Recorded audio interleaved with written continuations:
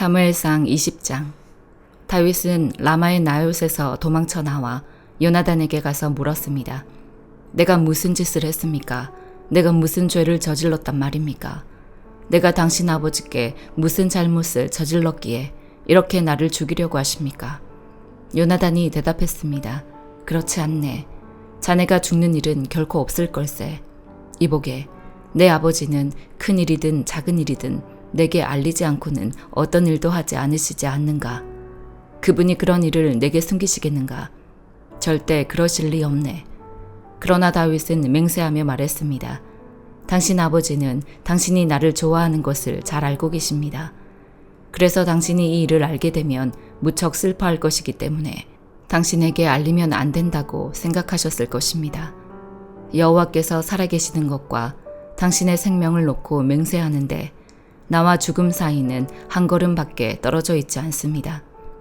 요나단이 다윗에게 말했습니다. 자네가 원하는 것을 말해보게. 내가 무엇이든 다 들어주겠네. 그러자 다윗이 말했습니다. 내일은 초하루입니다. 내가 왕과 함께 저녁 식사를 하게 돼 있는 날입니다. 하지만 거기 가지 않고 내일 모레 저녁까지 들에 나가 숨어 있겠습니다. 만약 당신 아버지가 나를 찾거든 다윗이 집안에 매년제가 있어 급히 자기 고향 베들레헴에 가야겠다고 부탁해 제가 허락했습니다 라고 말해보십시오. 만약 잘했다고 하시면 내게 아무 일도 없을 것입니다. 그러나 버럭 화를 내시면 왕이 나를 해치려고 작정하신 걸로 아십시오. 그러니 당신은 당신의 종에게 친절을 베풀어 주십시오. 당신은 여호와 앞에서 나와 의형제를 맺지 않았습니까? 내가 만약 죄가 있다면 당신이 직접 나를 죽이십시오. 나를 굳이 당신 아버지에게 데려갈 이유가 있겠습니까? 요나단이 말했습니다. 절대 그렇지 않을 걸세. 내 아버지께서 자네를 해칠 생각을 조금이라도 비치신다면 왜 내가 자네에게 말해주지 않겠는가? 다윗이 물었습니다. 당신 아버지가 당신에게 화를 내신다면 누가 그것을 내게 말해주겠습니까? 요나단이 말했습니다. 이리 와서 들판으로 나가보세. 그들은 함께 들로 갔습니다. 그러자 요나단이 다윗에게 말했습니다. 이스라엘의 하나님 여호와께 맹세하고 말하겠네. 내가 모레 이맘때쯤 내 아버지 마음을 떠보겠네. 아버지가 자네를 좋게 생각하시면 사람을 보내 알려주겠네. 하지만 아버지가 자네를 해치려고 하신다는 것을 알게 되면 자네에게 알려 자네를 무사히 갈 수 있도록 하겠네. 그러지 않는다면 여호와께서 내게 어떤 벌을 내리셔도 다 받겠네. 여호와께서 우리 아버지와 함께 하셨던 것처럼 자네와 함께 하시길 바라네. 그러니 자네는 내가 사는 동안 여호와와 같이 내게 끊임없는 긍휼을 베풀어주고 내가 죽임을 당치 않게 하고 여호와께서 이 땅 위에서 자네 다윗의 원수들을 모조리 끊어버리시는 날에도 내 지방과의 의리를 끊지 말고 지켜주게.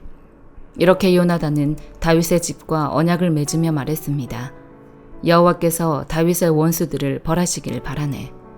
요나단이 다윗을 사랑했기에 다윗으로 하여금 다시 맹세하게 했습니다. 이는 요나단이 다윗을 자기 몸처럼 사랑했기 때문이었습니다. 그러고 나서 요나단은 다윗에게 말했습니다. 내일은 초하루이니 자네 자리가 비어 있으면 왕께서 분명 찾으실 걸세. 모레 저녁 즈음에 이런 일이 시작됐을 때 자네가 숨어있던 에셀 바위 옆에 숨어있게. 내가 관역을 마치는 척하면서 3개의 화살을 그 곁에 쏘겠네. 그러고 나서 한 소년을 보내 가서 화살들을 찾아오너라 하고 말할 걸세. 그때 만약 내가 소년에게 보아라, 화살들이 이쪽에 있으니 가져오너라 하고 말하면 여호와께서 살아계심으로 맹세하는데 자네는 무사할 것이니 안심하고 나오게.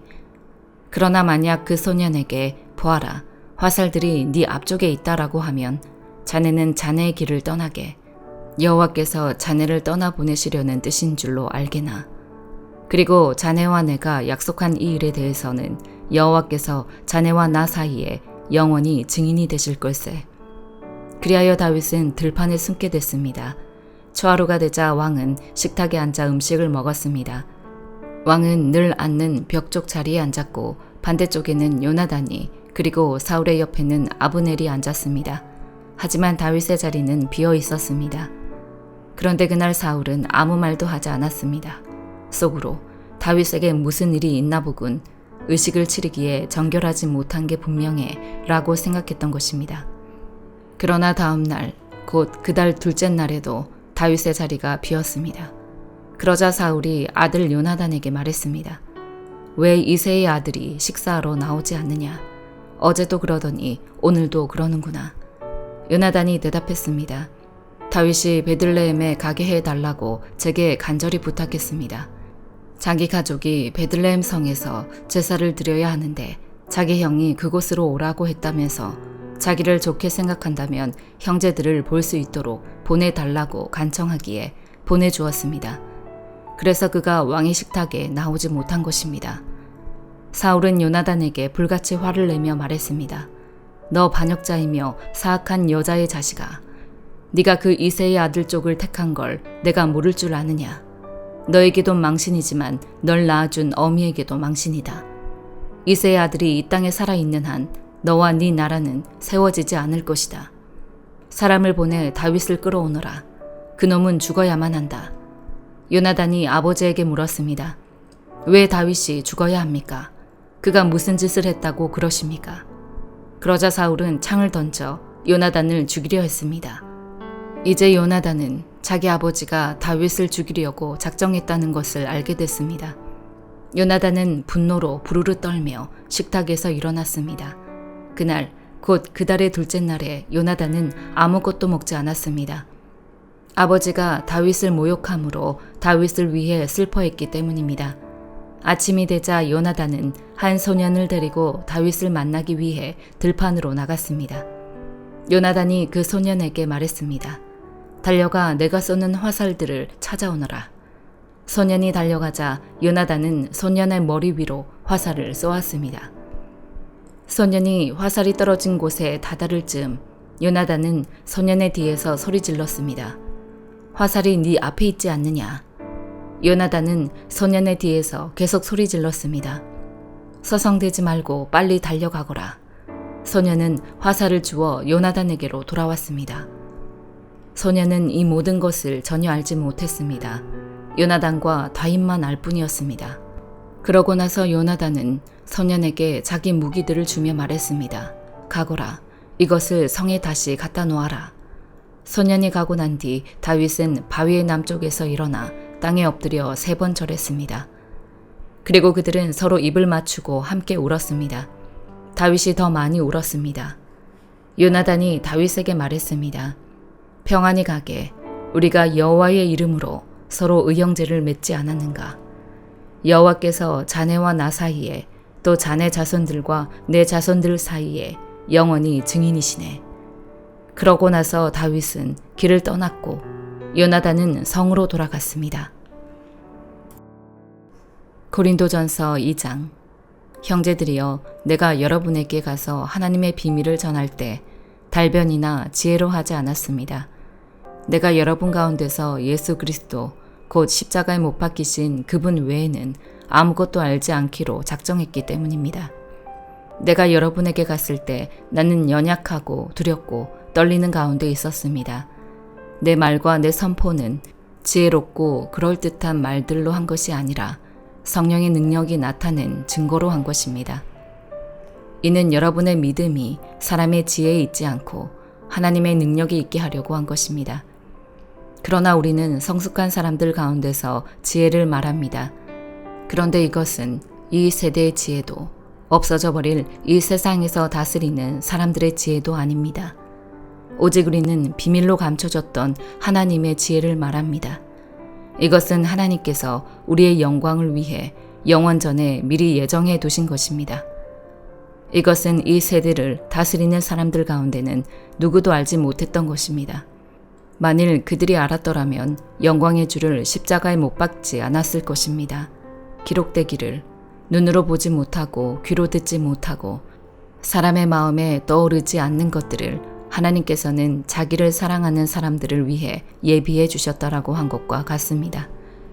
하나님께서는 성령을 통해 이것을 우리에게 깨달아 알게 해주셨습니다.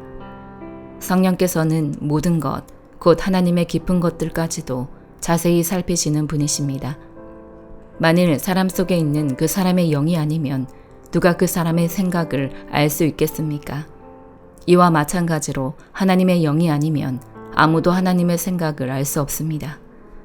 우리는 세상의 영을 받지 않고 하나님께로부터 온 영을 받았습니다. 이것은 하나님께서 우리에게 주신 은혜의 선물들을 깨달아 알게 하시려는 것입니다. 우리가 이 선물들에 대해 말하는 것은 사람의 지혜가 가르쳐준 말들로 하는 것이 아니라 성령께서 가르치신 말씀들로 하는 것입니다. 곧 신령한 말로 신령한 일들을 설명하는 것입니다. 육에 속한 사람은 하나님의 영적인 일들을 받아들이지 않습니다. 그에게는 이런 것이 어리석고 이해할 수 없는 일들입니다. 이런 일들은 영적으로만 분별되기 때문입니다. 신령한 사람은 모든 것을 판단하나 자기는 아무에게도 판단을 받지 않습니다. 누가 주의 마음을 알아 그를 가르치겠습니까? 그러나 우리는 그리스도의 마음을 가지고 있습니다. 예레미야애가 5장. 여호와여, 우리에게 일어난 것을 기억하소서. 보소서. 우리의 수치를 보소서. 우리의 유산이 이방 사람들에게, 우리의 집들이 외국 사람들에게 넘겨졌습니다. 우리가 아버지 없는 고아가 됐고 우리의 어머니들은 과부같이 됐습니다. 우리의 물도 돈을 지불해야만 하고 우리의 나무도 돈을 주고 사야만 합니다. 우리를 뒤쫓는 사람들이 우리 발꿈치에 닿았기에 우리가 지치고 쉬지도 못합니다. 우리가 음식을 충분히 얻으려고 이집트와 아시리아에 굴복했습니다. 우리 조상들이 죄를 지었으나 이제 가고 없습니다. 그들의 죄악을 우리가 감당하고 있습니다. 종들이 우리를 지배하는데 우리를 그들의 손에서 구할 사람이 없습니다. 우리가 목숨을 걸고 빵을 얻는 것은 광야에 칼이 있기 때문입니다. 굶주림의 열기로 우리의 살갗이 화로처럼 뜨겁습니다. 여인들은 시온에서, 처녀들은 유다의 성읍들에서 유린당했습니다. 관료들의 손이 매달렸고 장로들이 존경받지 못하고 있습니다.